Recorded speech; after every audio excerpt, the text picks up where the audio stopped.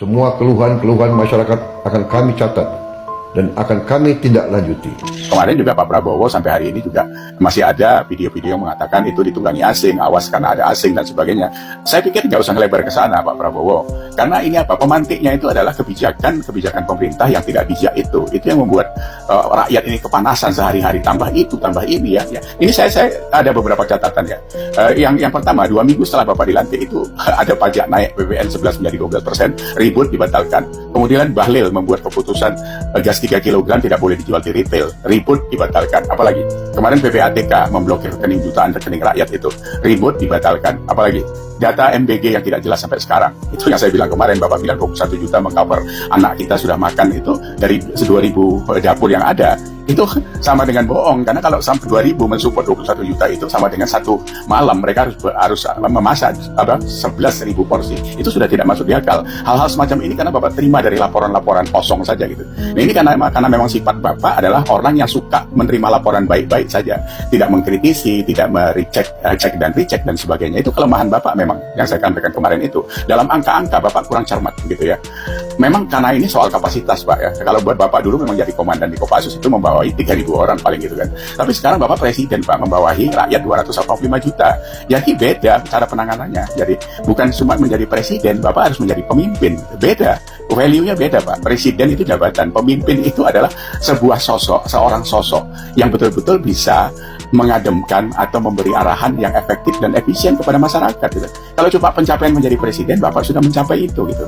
Tapi apakah itu cukup? Tidak cukup. Tapi kalau target Bapak cuma mau jadi presiden, ya sudah. Sebaiknya besok akhir tahun Bapak mundur saja gitu, nggak usah lagi jadi presiden. Kan sudah tercapai jadi presiden. Tapi Bapak tidak bisa jadi pemimpin, gitu kan masalahnya. Nah, berikutnya apa lagi? Laporan penurunan kemiskinan, pengangguran, semuanya bullshit, ya kan? Tim Koperasi Merah Putih bubar juga nggak jelas itu. Terus apa? Koalisi Merah Putih katanya bekerja luar biasa. Apa yang luar biasa? Oh, yang luar biasa itu cuma mulutnya saja kan.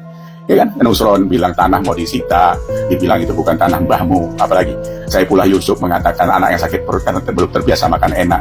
Itu loh, keracunan sudah hampir tiap hari. Kemarin di NTT, di Belitung, di mana-mana. Yang kayak gitu tuh kan kalian harus aware ya kan.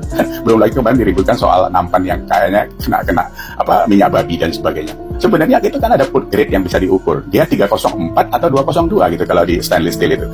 Harusnya dari dulu kita tahu kita punya kemampuan membuat itu dalam negeri. Tiba-tiba diimpor dari Cina. Ini kan soal proyek yang duitnya triliunan itu kan. Jadi Bapak kecolongan terus ya. Apalagi PBB di beberapa daerah naik ratusan ribuan persen. Anggaran hotel pejabat itu diekspos semua menjadi 9,3 juta per malam. Katanya efisiensi. Bu Sri Mulyani ini sebagai seorang mentyu itu menjadi kayak lepas kendali sekarang ya. Jadi anggaran mobil dinas yang kemarin itu untuk eselon 1 dari 800 juta menjadi 900 juta. Jadi semuanya itu dibaca oleh rakyat karena sekarang ini bukan zaman Orde Baru yang semua pintu komunikasi bisa ditutup. Sekarang ini Pak, ini zaman medsos terbuka ya. Jadi Pak Prabowo ya, memang dalam kancah perpolitikan Bapak kembali ke Indonesia itu dengan kekuatan uang membuat partai. Bapak membeli orang-orang yang loyal kepada Bapak karena Bapak punya duit. Itu sama kan seperti Fadly John dan sebagainya sekarang itu. Semuanya menjilat. Fadly John itu loh, bisa mau merubah tulisan sejarah yang katanya 98 tidak ada perkosaan, terus mau masukkan lagi opanya Pak Prabowo menjadi patriot untuk operasi. Jadi Bapak Operasi Indonesia. Mau menggeser namanya Hatta itu kan luar biasa jolimnya. Buat apa itu semua? Terus kemarin dapat penghargaan, kehormatan, bintang, apalagi itu kemarin. Itu nggak pantas, Pak.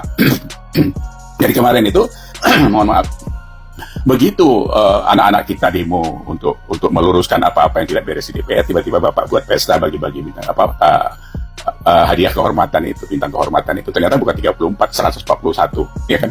Ada 15 nama yang tidak layak itu. Bapak memberikan itu atas nama bangsa dan negara. Kami Pak tidak ikhlas memberikan itu. Kalau Bapak membawa nama bangsa dan negara, kami tidak ikhlas. Itu menjadi penghargaan yang sangat murahan seperti bros kawinan saja gitu Bapak buat. Itu Bapak tarik Pak, Bapak batalkan atau mereka mengembalikan karena mereka tidak pantas. Apa pantasnya mereka? AHY, Bahlil, Fadly John, Dasko, Ahmad Mujani, belum lagi Burhanuddin Abdullah sebagai koruptor. Bapak suka kali kepada koruptor. Bengok-bengok mau berantas koruptor tapi piaraannya koruptor. Sama dengan Danantara waktu dibentuk awal. Bapak manggil Thaksin Wiranata kan dari Thailand. Itu kan Perdana Menteri yang korup dikejar-kejar nggak pulang-pulang. Kenapa Bapak seperti itu? Perilaku-perilaku ini yang dibaca orang. Jadi kalau sekarang Bapak bilang percaya kepada kepemimpinan Bapak, rakyat Indonesia diminta percaya. 10 bulan ini loh Pak, kami dibuat main kayak jungkat jangkit pikiran kali Bapak buat. Loncat sana, loncat sini. Sampai sekarang ya Pak, sampai sekarang. Bapak itu menggolkan satu keinginan rakyat yang ditunggu-tunggu selama 10 tahun. Undang-undang perampasan aset koruptor. Dengar ini Pak, undang-undang perampasan aset koruptor. Bapak nggak bisa menggolkan itu. Buat perpu kalau perlu. Kalau perlu semua undang-undang dibatalkan, buat perpu saja kalau kita butuh. Kan Bapak punya hak untuk itu. Ya kan? Kenapa itu nggak Bapak bisa buat? Karena mungkin Bapak memang terikat di dalamnya itu. Repotnya apa? Kalau Bapak dari mulai awal memanggil Taksin, memelihara Burhanuddin Abdullah, saya tidak berharap Bapak sejenis mereka gitu. Artinya sejenis itu ya Bapak punya DNA koruptor juga gitu kan. Ini mohon maaf saya Pak Prabowo, Bapak sebagai presiden yang kami dukung, tapi kami tidak mau kecolongan dengan perilaku Bapak yang berubah atau itu aslinya gitu kan. Karena apa? Kalau ini sampai dibiarkan membawa resiko besar untuk bangsa ini. Bapak ini sekarang masuk masa transisi, transformasi untuk persiapan anak muda menggantikan Bapak di 2029. Indonesia ini butuh kelangsungan Pak yang dipimpin anak muda. Bapak kan sudah tua, nanti 78, nggak mungkin lagi sudahlah. Kesehatannya dan sebagainya tidak mumpuni lagi. Jadi Bapak siap-siap untuk menyiapkan saja tongkat estafet. Jangan berharap lagi kalau itu mau dilanjutkan menjadi 2 periode. Ketuaan Pak. Ya. Nah, anggaran DPR ini kawan-kawan yang harus kita selesaikan. Karena apa? Anggaran 9,1 triliun itu, kalau kita compare dengan apa yang pernah disampaikan Krisdayanti, yang waktu itu Pak Mahfud bilang, ya memang pendapatan DPR itu 2 miliar 1 bulan. Kalau sekarang saya lihat itu kebutuhannya itu kira-kira apa? Anggaran itu mengcover 1,3 miliar. Kita bandingkan dengan polisi yang 20 juta setahun per kepala, ASN 20 juta per tahun per kepala, TNI 27 juta per tahun per kepala. Apa per bulan maksudnya. Sementara DPR betul 43 kalinya. Apa yang mereka buat sama kita? Mulutnya kotor seperti itu. Ini pemantiknya kan mereka juga.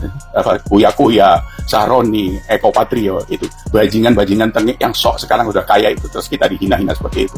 Ini tidak efektif buat kita bernegara ya. Jadi saya pikir Pak Prabowo harus siap-siap. Kalau perlu Bapak berdialog dengan kami. Bapak undang kami ke istana atau ke warung kopi mana, mari kita santai minum kopi. Biar kami kasih masukan Bapak. Kumpulkan Bapak punya menteri, Wamen dan sebagainya itu. Biar kami kasih tahu, karena kami yang di bawah ini yang tahu Pak. Biar saya mewakili, karena apa? TikTok saya Pak, 24 jam, 48 jam, itu sudah ada 2,5 juta viewer yang mengomentari apa yang saya upload di situ tentang Bapak dan kondisi di pemerintahan dan DPR itu. Mari kita ketemu. Biar saya bawa teman 5-10 orang untuk berdialog dengan Bapak. Nggak usah merasa dizolimi atau merasa digurui. Kita tukar pikiran saja.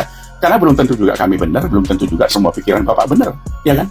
Mari, karena kita ngurus negara ini Pak, bukan ngurus warung kopi, ya. Jadi sekali lagi, Bapak presiden Pak, bukan ngurusin warung kopi, ya.